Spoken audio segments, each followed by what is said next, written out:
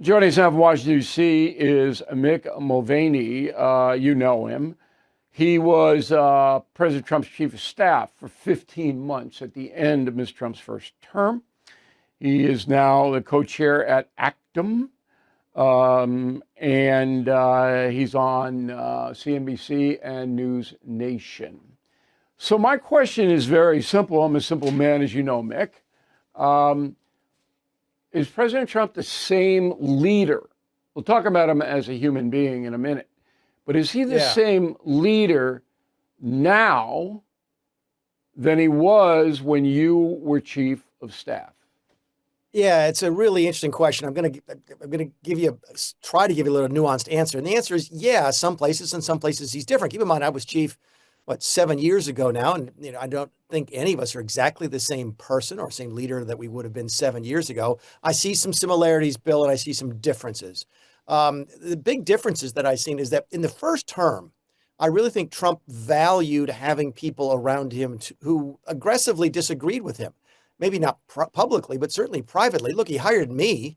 I was one of the most fiscally conservative members of the Republican Budget Committee on the Hill. And Donald Trump is not the world's most fiscally conservative person. He hired Gary Cohn, the former president of Goldman Sachs, to advise him on economic issues. And Gary's a free trader. Donald Trump is clearly not a free trader. He welcomed those types of disagreements in the first term. In fact, he sort of cultivated it. He wanted to see people fight with each other. I remember going to trade meetings, and he used to put the free traders, me and Gary on one side of the room, and the protectionists, Peter Navarro and Bob Lighthizer on the other side of the room, and watch us argue. He liked that.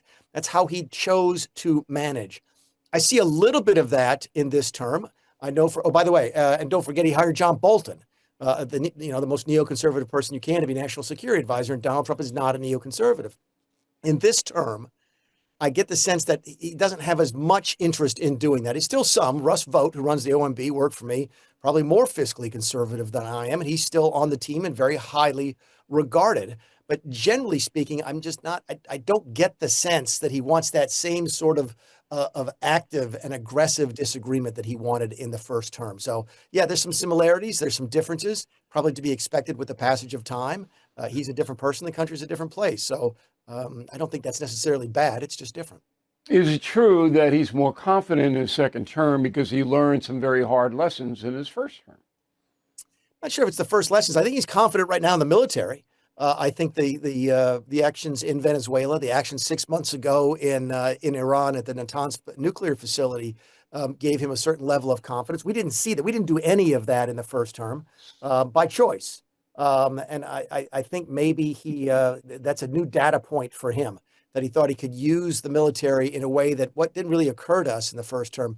I don't think Donald Trump has any interest, as you mentioned in your introduction, of putting troops on the ground in Iran on a permanent or semi-permanent invasion type of basis. And he didn't want that in the first term either. But this sort of what I call tomahawk diplomacy, the strategic sort of stuff, the standoff weapons, that was something we didn't even consider using the first term, and clearly he's not shy about using it now. It is true that a lot of people that he has hired have been sycophants and just say, yes, him to death, and whatever he wants is fine. But is that understandable? Because he got burned by a lot of people in his first term. Kelly, people like that. Yeah. They turned on him. They burned him. There were a lot of leaks. Remember the leaks? All over the place. And he then became very distrustful of the swamp. Yes and no. And again, that's the second time I'm trying to give you a nuanced answer, but these are complicated questions. Yeah, he got burned in the first term. There's no question. I mean, James Mattis was actively working against Donald Trump. John Kelly, my predecessor's chief of staff, was actively working against him. Many of the people saw themselves as the so-called adults in the room there to protect the country against the president. That's a fundamentally wrong position for any unelected member of staff to take. And if Trump sort of felt burnt by that, you can't blame him. That being said, there were people that he trusted and knew and worked well with in the first administration who did disagree with him from time to time. I was one of those. Okay? I never turned on Trump, but I did have the confidence to go and close the door and tell him something that maybe I disagreed with. So I don't think you need to go as far as just firing everybody or not putting people in there who would disagree with you at all. There are ways to get there who But can give you their. he's chosen people for loyalty as one of the top considerations.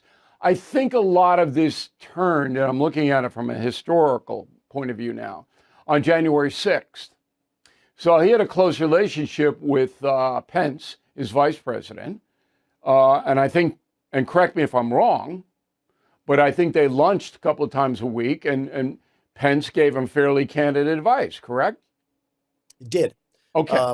So In that private, that yes. that relationship was pretty strong until January 6th, all right, when Pence wouldn't go in and challenge the vote. And so Pence was out the door, and then a more loyal guy, in Donald Trump's opinion, Vance, took his place.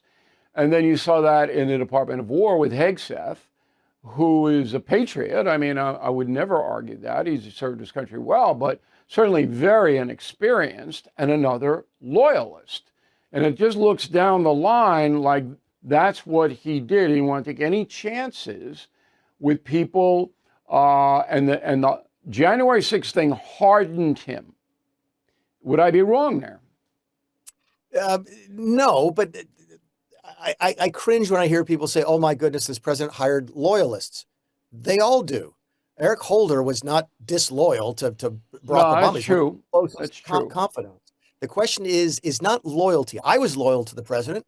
In fact, I was so loyal to the president, I decided to give him honest opinions when he asked me about questions. That's what But you're looking for. you had a falling out with him over January 6th, January though. 6th. Yeah, that's right. I did.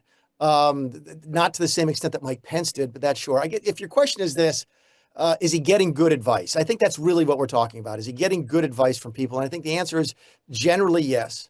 I do hope that behind closed doors, there are people who are saying, Mr. President, this might not be such a good idea. My fear, Bill, my fear is this, is that instead of giving them those honest opinions, there's people, especially more junior people in the White House. You know, we talked about the cabinet here, but the junior people who are around the president all the time are goading him on. Oh, Mr. President, I think it'd be a great idea if we put your name on the Kennedy Center. I don't think Donald Trump came up with that. I think that was some obsequious junior staffer trying to get in good with the president. And I don't think that serves him well generally in the long run. That's maybe not the best example, but that's most powerful guy in the White House right now is Stephen Miller.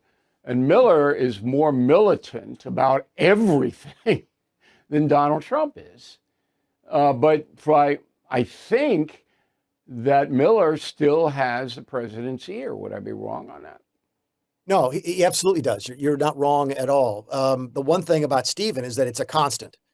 Stephen was just as adamant and militant about this in the first term. He just is. I think one of the differences is that Trump really did latch on to immigration as one of the key issues in the 2024 election. That's not to say that it wasn't like that in 2016, but clearly him not being Hillary Clinton was also a big part of 2016. And it worked. And you know, Trump likes success, and Miller can take success. Now, I have been in a few cabinet. And I'm sorry to interrupt, but they have fixed the fundamental underlying issue of the security of the southern border. Right. We can talk about. But it got him elected. That's correct. It got him elected. I mean, you know, that pounding of this is insane and hurting the country, and I'm going to fix it, which he did. Now, as a civilian, I don't work for anybody but myself. I've been in some cabinet meetings, serious stuff, invited by President Trump, because I believe he, like you, he knows that I'm not going to toe any party line or ideological line or anything. And when he asks me a question, I give him an honest answer. I never insert myself without being asked, ever. I don't call him. I don't do any of that. He's got to come to me. But when I was in those cabinet meetings, those guys in the White House were not happy to see me. They were not pleased, because I would go out of the box, and I would say, and I'm writing about it in my book, which will be out in September, Confronting America. I spell it out pretty vividly, but I'll give you one example: Panama. And it was early on, and you remember the rattling the cage, and we're going to go down there and to take over the canal. And well, I was in that meeting, and I said, you don't have to do any of this. you know, here's what you can do. You'll get everything you want. And it absolutely happened. The whole thing happened the way that I had drawn it out because I covered the wars in Central America. I know the turf. All right. I know how it goes. Well, those guys didn't like that at all. the advice, and I understand. I mean, here's this O'Reilly guy coming in from God knows where, sitting with us, and he's given, and the president's listening to him. They didn't like it, so I got a little taste of the office Bill, politics. I don't remember you doing that when I was the chief of staff, but other people did. And here's how I would respond to it. I get the concern because a lot of folks who come into those meetings from the outside, whether it's a cabinet meeting or just an Oval Office meeting, aren't familiar with all the work that has been done up to that point of arriving at a certain conclusion, or at least getting to someplace along the line of making a decision. So I get that little level of frustration. But to me, it was more important. Number one, did the president like it? And was it good information? Number two, that's what we're looking at. He made fun of me. I don't know whether he liked it or not, but it evolved the way that I laid it out. I was at Harvard 2 weeks ago, giving a little seminar to the pinheads at the Kennedy School, my alma mater, and you know, they don't like Trump, generally speaking, in that school, and they were asking me questions about my interactions with the president. And what I said to them was, look, what you're hearing from the media isn't true, generally speaking. So they're shading it negative toward Trump.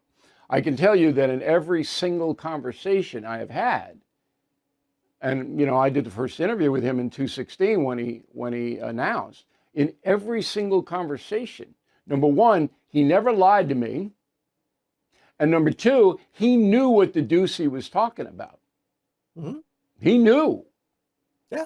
All right. So if you think that this guy is some, you know, bon vivant who shouldn't be there because he doesn't know what he's doing, you're crazy. And he's straight up with me. And that silenced them because they couldn't challenge me on it, because I've had more conversations with President Trump than any journalist in the country. A lot of them are private, and I always honor that. Now, the man himself, I have seen a change in the man. I'm not ready to define it yet. Have you seen a change in him? I mean, look, he's what, almost 80 now. I guess he was 72 when I worked for him. So that's a big difference for everybody. Do I think he seems a little bit more tired sometimes? Yes.